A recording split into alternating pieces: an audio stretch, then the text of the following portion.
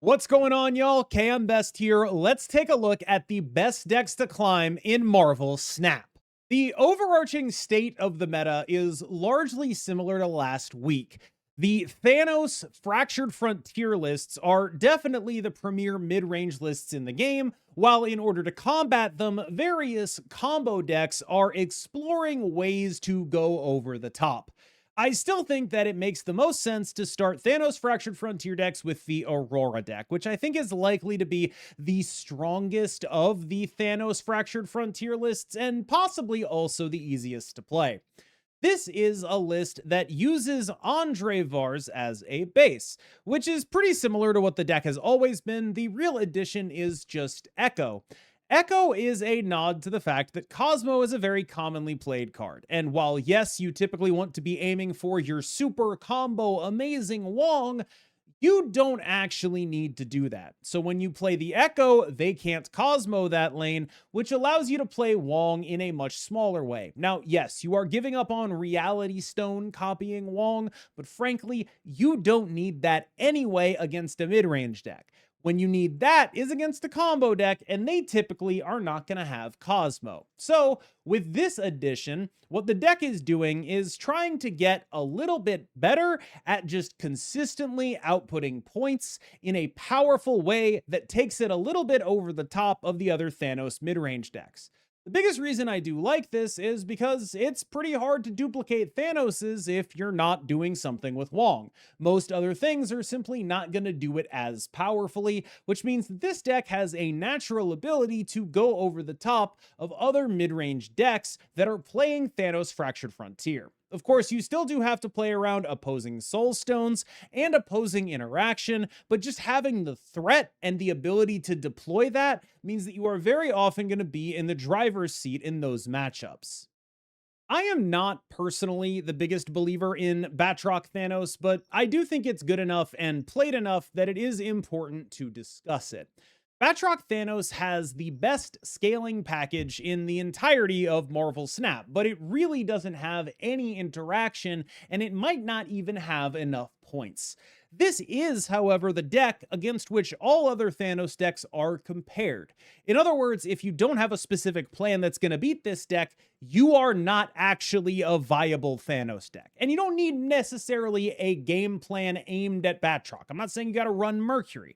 I'm saying you have to do more points than this. This deck is the bar for Thanos decks. I don't even necessarily think it's amazing, but if you're not doing more points than this in your Thanos deck, I am largely uninterested in playing your Thanos deck. There needs to be something else going on that is benefiting you, because this is a nearly fully points-based Thanos list. There is one Cosmo in here, and if you are not doing better than this, if you are not adding more interaction or more points or something in there, if you do not have a competitive advantage over a Batroc Thanos list as any other Thanos deck, you are probably not a real Thanos deck.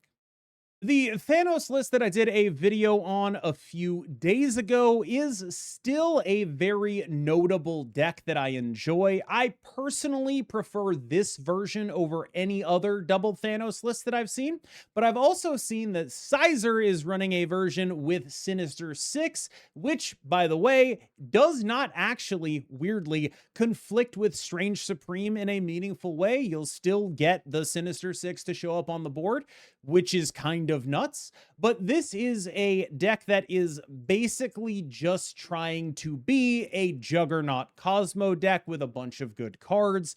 It felt very solid to me, and I think it's a really solid starting point for where people should be looking for building with double Thanos. The biggest upsides of double Thanos are that you have very powerful draws with Mind Stone, and that you have a built-in location changer as a part of your kit. Because a lot of the decks that are going to try to beat you as a Thanos deck are going to do so via magic-based combos. And having a good answer to that built in is quite an upside to have. I know we are really harping on Thanos stuff here. I am just trying to get them all out of the way at the same time. I really am kind of wondering how you'd like me to order this, because these are all very different decks, but it's also very easy for someone to be like, oh, it's all Thanos, and like, that's not incorrect. That said, this is the Thanos list that I've been messing around with the most right now. I found it on Untapped. It originally had a Psylocke instead of the Surge. I'm still messing around with tuning it, but largely what I enjoy about this list is just that the competitive advantage you have over other Thanos decks is that you have Gambit Horseman of Death, and you're not quite too terrible at actually making him happen. I enjoy playing this list also because it's a solid Shadowlands Daredevil Techno-Organic Virus deck. If anything, this list is closest in function to the old clone Thanos list that Heart of the Cards was playing towards the beginning of the season. That's actually kind of what's going on here, but basically just multiple Gambits is quite powerful. I think that I'm not 100% sure about the Blink. She definitely got worse when we cut Psylocke because a lot of what this deck was able to do was Psylocke into Blink. That is not necessarily available anymore. We don't have nearly as many good Blink targets. I've enjoyed being a deck that has Shadow King in it. I think that is really important as well. I think this is a solid attempt at being a deck that is actually going to be using these Gambits in meaningful ways. But I got to tell you, it's really hard to trust a Gambit because he is certainly not always going to hit the stuff that you need him to hit. That said, this is the one that I've personally been playing the most recently. So let's get into combo deck land. I think that Multiple Man is one of the most overpoweringly strong decks in the entirety of Marvel Snap. I realize it can be difficult to play. I realize that it can be difficult to snap with. This is straight up an incredibly strong deck that I think it would not be surprising if we learned later on that it actually just was sincerely broken the entire time, and the only reason it hasn't been nerfed is because people aren't playing it enough. To me, this deck is the modern day move bounce, where it is just absolutely as good as people say it is. It is as good as anything in the metagame, but it is a difficult deck to play. It is a difficult deck to understand, and I think that means that a lot of people who would otherwise be able to play it simply are not. It is also not a particularly enjoyable experience, but as a combo deck that has access to interaction, you just have such a dominant position against everything in this entire metagame. You are able to deal with actual everything in this deck. It is such an unbelievably concise package of cards. And yes, sometimes you clunk and you don't draw your stuff, but there is just not enough good things that I can say about this list. It is absolutely everything it is hyped up to be. Scorpion is probably the most played combo deck, and I think that is with good reason, because if you're going to be a Magic deck, I think it's very good advice to be a Magic deck that goes as tall as any other Magic deck does, if not taller. And I think Scorpion definitely has the greatest ability to output points, although those points are effectively negative. I think it's very unlikely that any other deck is going to be able to output more points than Scorpion unless they stop Scorpion from doing what it's trying to do. And that is a dominating position to be in, especially in a world where Thanos decks are skimming on interaction to beat the mirrors, things like that. Scorpion is just kind of an unwinnable matchup for a lot of this stuff as long as it is able to function. And I do think that Scorpion is very able to function against a wide variety of things in this environment. This is a powerful deck that seeks to combo Scorpion with copies of itself and then just afflict the board. And that's all you really need to send your opponent back to not even the Stone Age, but whatever came before that. Let's talk a little bit about Cerebro 3. For anyone who wants to play it, I highly recommend the video I did with two-time Golden Gauntlet winner with Cerebro 3, Zapgaze. Check that out. It's a comprehensive guide to everything you need to figure out how to play this deck in a championship way. However, I do think that the biggest problem Cerebro has is that it is extremely player skill reliant. And I think that this is a deck that will benefit a lot from the kind of snap aggression that is not commonly found in ladder players.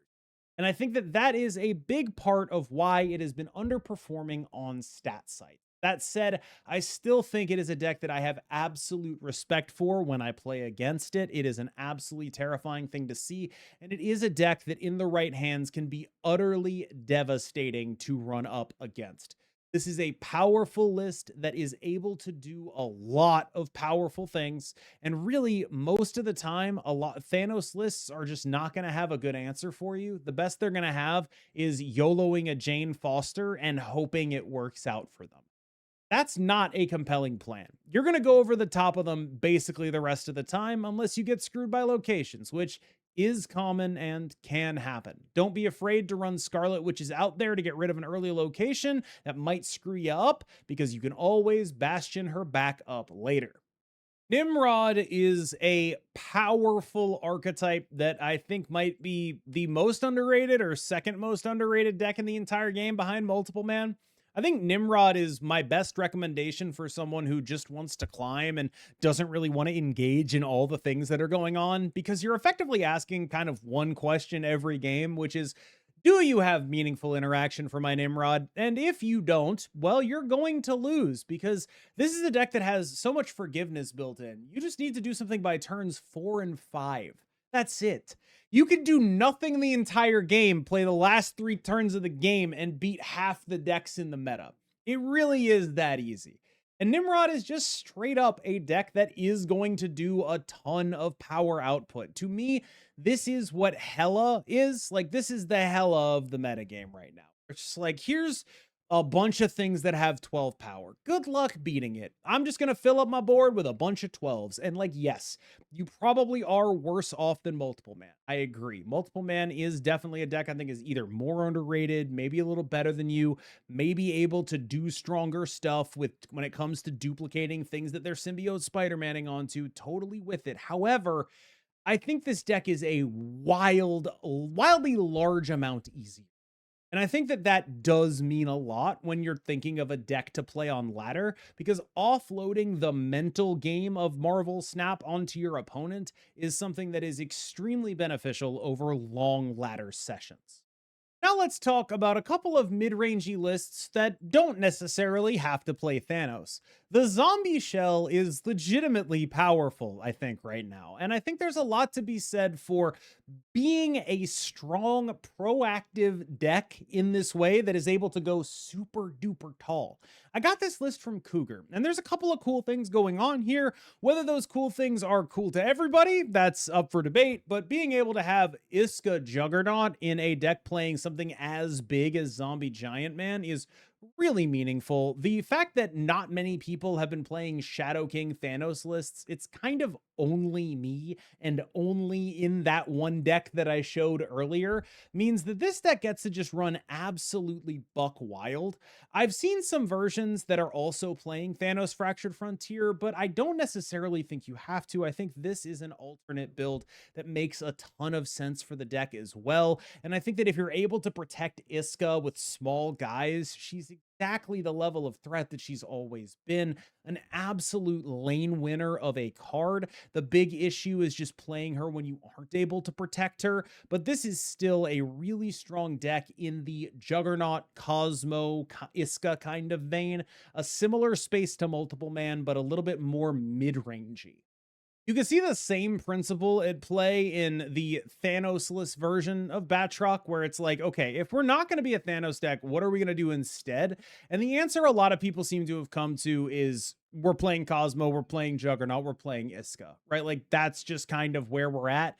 Is like, if you're going to be a mid-range deck and you're not going to be playing Thanos, you need a really compelling reason. And that is a really compelling reason. Like, those 3 cards are extremely compelling, and they're a lot harder to play in a Thanos deck than they are in a deck that doesn't have to rely on that stuff. That said, Thanos is so much raw power that the ability to have this additional utility is going to depend on how well you can use.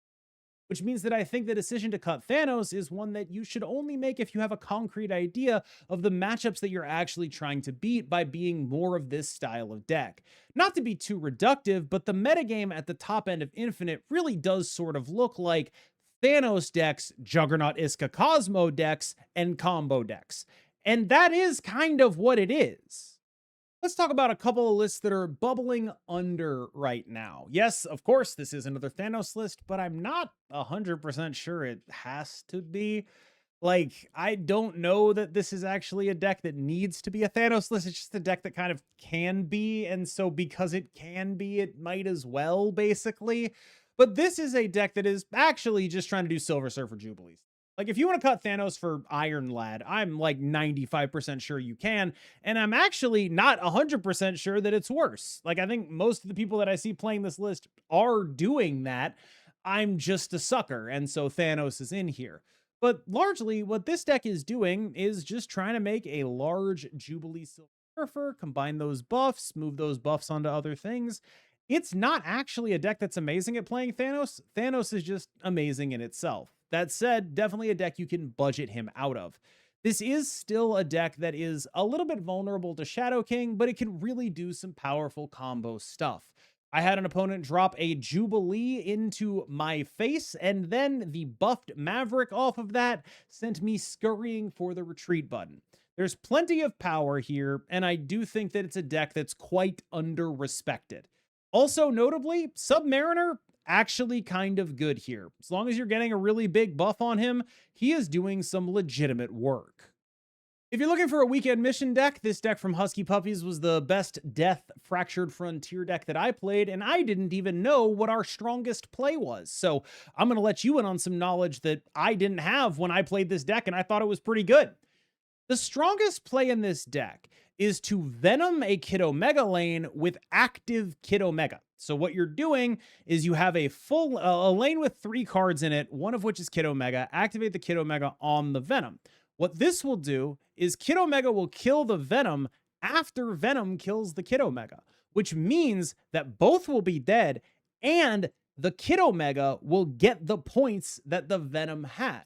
So you get to then revive a Venom, a Kid Omega with the Venom's points, and the other stuff in that lane when you play your Death Fractured Frontier. It's actually quite good. Like, I think that the biggest thing going against this deck is just consistency issues. It's really just kind of that. And once you get past the consistency issues, the actual power output that Death Fractured Frontier can provide by doing stuff like this is actually pretty solid in a mid-range context. Is it better than necessarily the other packages that people are playing? It probably isn't. But I think it's a lot closer than people are giving it credit for. I also wanted to talk about this list, which I believe came from Regis Kilbin. I don't love it, but it is a deck a lot of people are going to play, so you should be familiar with it and you should expect it. I think I've had a couple conversations to this effect recently, and it's important that people know that the way to use my tier lists is simply to use them as research for what you might play against. And I don't think it would be a fair representation of the metagame to not put this on there. I think I'm seeing a ton of people play this. It is a deck that I think is close, but I think that when we talk about the decks that like with Batroc, right? Like Batroc is the floor for me for Thanos decks. Like if you're not doing more than that, if you don't have a more compelling reason to be a deck that exists than that, I'm not sure you should be doing this. And I think that High Evo ends up slipping just under that. But I will say it's just under by a pretty small amount, because what I really do like about this deck is that it gets big guys. Abomination and Hulk are huge. Hulk specifically is like actually just the biggest man alive. All of these Thanos decks are like really good at getting 20 points in every lane. Hulk can actually just straight up be like, I win the game. This does put a lot of pressure on your Thanos Fractured Frontier to get the Greenstone. Your best draws are going to be Greenstone Thanos related, and you're going to be trying to stack this stuff in your hand. It is important to note that, right? And you still are a Thanos deck that doesn't have a ton of interaction, and you need to make sure that you're going taller than Batroc Thanos if you are, and I'm not super confident that you are. But to me, this is a deck that gets a shocking amount closer to that bar than I thought it would. I just don't necessarily think it crosses it. The card I like the absolute most in this deck, though, is High Evo Hulk. That guy is big. All right, y'all. Thank you so much for watching. As always, I've been KMBest. That's been KM Cat. You've been phenomenal. And we will see you in the next one.